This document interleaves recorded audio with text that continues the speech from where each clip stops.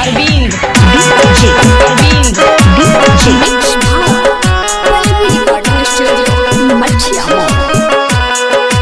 Arvind DJ Arvind DJ films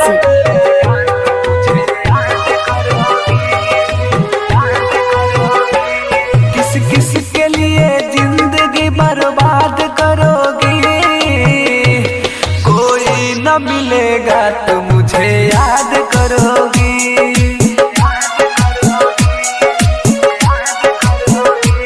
किस किस के लिए जिंदगी बर्बाद करोगी, कोई न मिलेगा तो मुझे याद करोगी।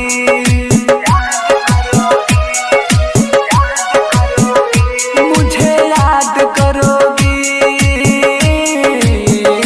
मुझे याद करोगी।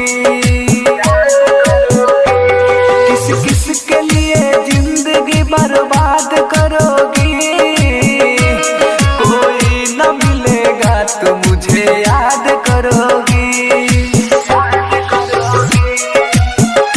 Arvind DJ Arvind DJ Arvind DJ Arvind DJ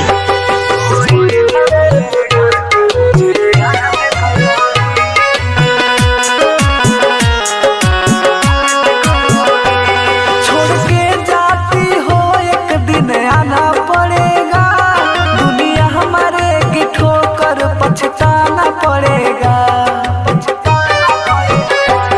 छोड़ के जाती हो एक दिन आना पड़ेगा, दुनिया हमारे की ठोकर पछताना पड़ेगा। हालात अपने दिल की ना बता पाओगी, हमसे भी अब नजर ना मिला पाओगी। अब फिर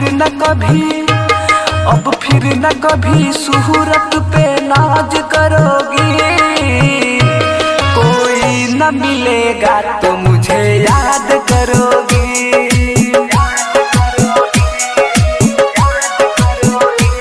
किस किस के लिए जिंदगी बर्बाद करोगी, कोई न मिलेगा तो मुझे याद करोगी।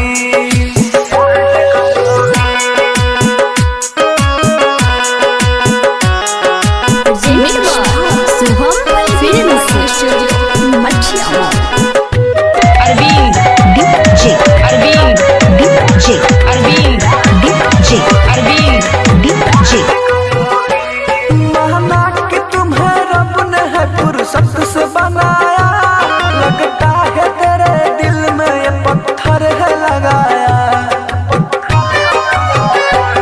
माना कि तुम्हें रब ने है फुर्सत से बनाया, लगता है तेरे दिल में ये पत्थर है लगाया। खस मेरे ही जैसा ये तेरा दिल होता, दूसरों के ख्यालों में कभी नहीं खोता। और मोध गुडू अमरजीत अकेला